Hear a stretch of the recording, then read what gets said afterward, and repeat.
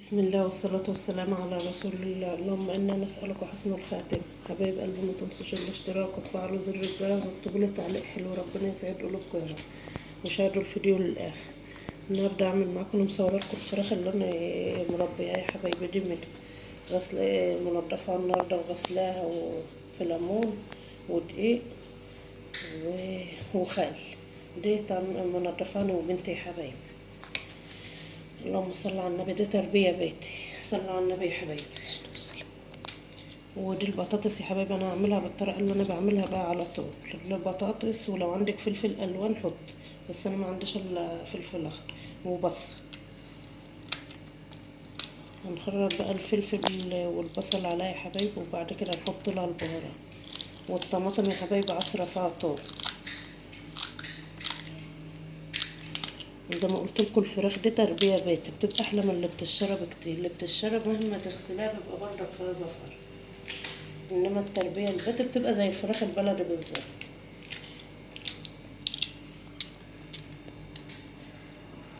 اخرط البصل وارجع معاكم يا حبايبي عشان الفيديو ما يطولش.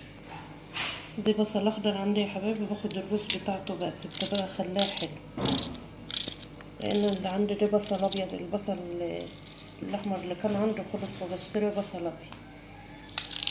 فده بصل اخضر كنا شاريينه وروسه كبير، فبخرط منه بيبقى حلو برضه.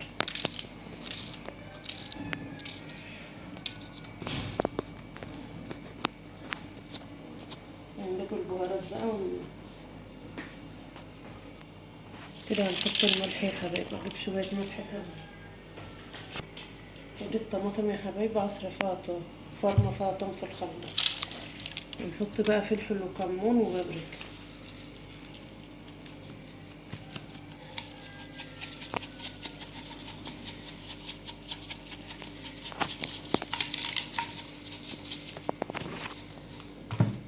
البهارات اللي عندك حط، بالذات الفراخ المشوية بتحب البهارات، بس دي البهارات اللي موجودة عندي. وهنقلبها بقى في بعضها وانا غاسلة ايديا يا حبايبي، ايديا نضيفة. ونرص بقى الفراخ عليها، ونحط الاول يا حبايبي شوية طماطم على البطاطس، والباقي هنحطها على الفراخ. بسم الله.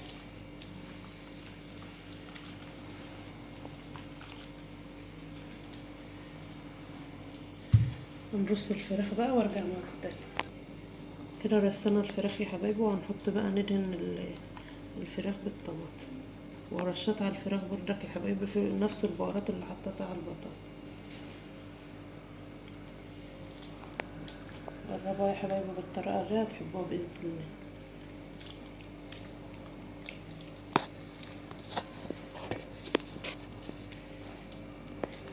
بس يا حبايبي هنحط عليها رشة زيت. وهنعمل جنبها يا حبايبي رز أبيض وسلطة، وهنعمل بإذن الله عصير جوافة.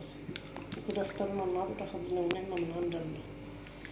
بس كده بقى اعملها في الفرن، لان انا عملتها معاكم في الفرن قبل كده. اعملها في الفرن وما اخلص الاكل هرجع معاكم تاني. ورجعت معاكم يا حبايبي. كده الفراخ اهي، وانا سايبه فيها شويه زي ما تقولوا شوربه كده بنغمس بها الرز. وعملت يا حبايبي رز ابيض وسلطه، وعملنا النهارده عصير جوافه. ده فطرنا النهارده يا حبايبي، فضل ونعمه من عند الله. ما تنسوش الاشتراك وتفعلوا زر الجرس وتكتبوا لي تعليق حلو، ربنا يسعد قلوبكم يا رب، وشاهدوا الفيديو للاخر. والسلام عليكم ورحمه الله وبركاته.